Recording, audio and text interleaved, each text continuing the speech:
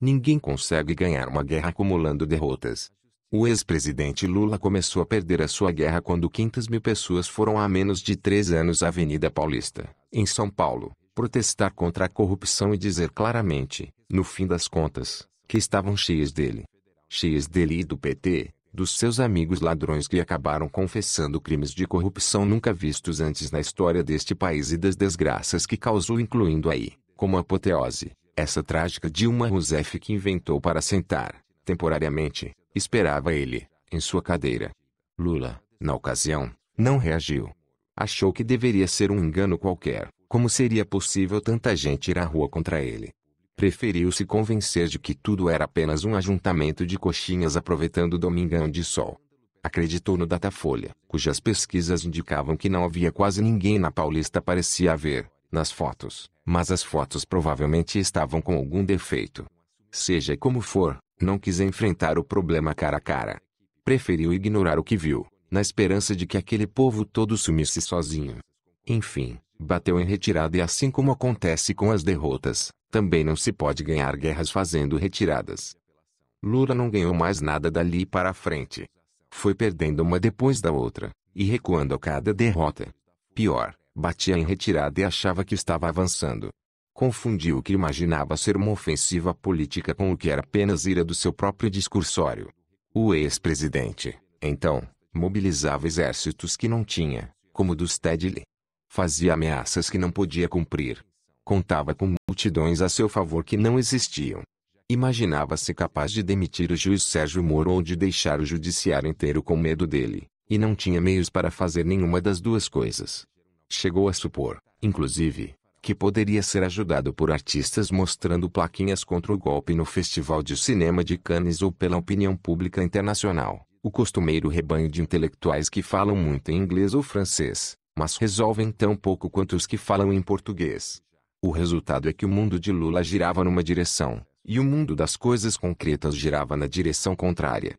Sua comédia só poderia acabar como acabou, com a sua condenação, pela segunda vez em seguida, por crime de corrupção, e agora não mais por um juiz só, mas pelos 3 magistrados do TRF4 de Porto Alegre. Pior impossível, perdeu por 3-0. Derrotas, sobretudo quando não entendidas, em geral têm dentro de si apenas a semente de outras derrotas. Foi assim com o ex-presidente.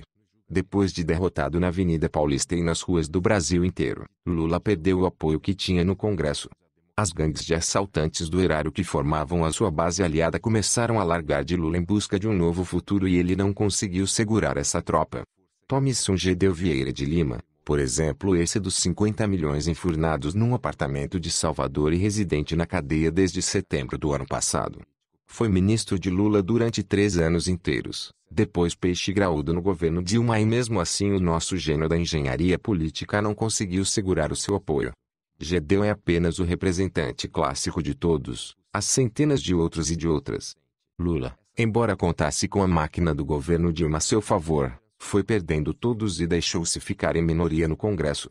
Perdeu, também, quando foi levado por uma escolta armada para prestar depoimento na polícia.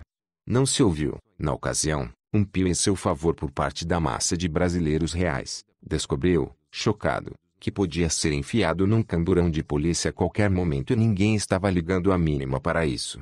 Foi derrotado, não muito depois, quando tentou nomear-se ministro de Dilma e arrumar para si o infame foro privilegiado que, na opinião da massa, é apenas um esconderijo de ladrões que querem ficar livres da justiça. Foi derrotado de novo, logo em seguida, quando ficou claro que o seu lado não tinha força para fazer nem isso.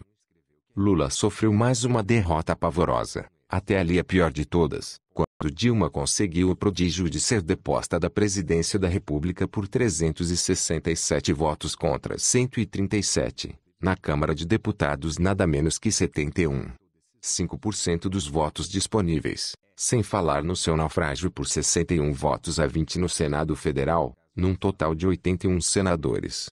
Para qualquer político, seria um aviso que o seu lado estava na mais miserável minoria, não tinha força para exigir nada, e muito menos para derrubar no grito o sistema judiciário do Brasil, só porque estava sendo incomodado por um juiz de direito de Curitiba. Para Lula, não houve nada.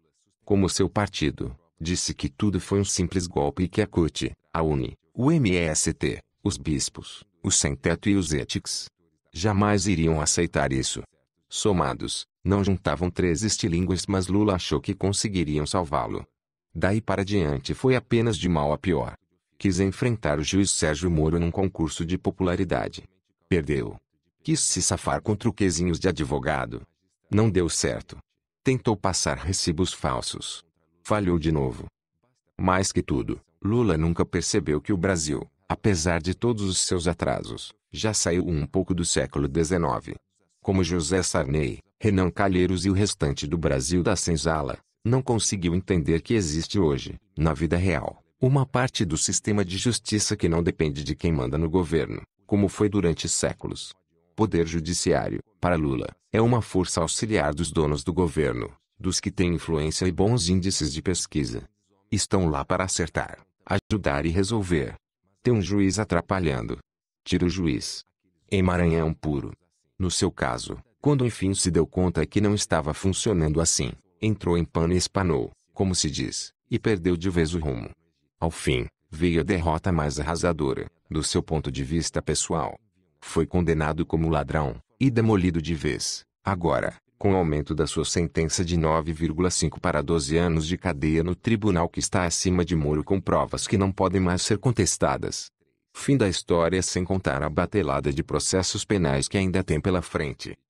Lula se vê reduzido, hoje, a contar com gente que queima pneu na rua para fechar o trânsito por umas tantas horas, e diz que isso é um ato de resistência política. Põe na praça manifestantes que correm da polícia. Manda milícias sindicalistas proibir que trabalhadores entrem em seus locais de trabalho frequentemente, acabam apenas levando uns tapas e desistem de seus piquetes. Pode, como sabotagem, organizar greves de funcionários públicos, mas isso só funcionaria se as greves durassem pelo resto da vida. Pode, também, tumultuar as eleições. No mais, sobram-lhe os intelectuais, artistas da Globo que assinam manifestos, a classe média urbana que não precisa pegar no pesado e a elite milionária que tem aí mais uma oportunidade de fingir-se de esquerda civilizada sem correr risco nenhum. Não é grande coisa. Não dá para fazer uma revolução bolivariana.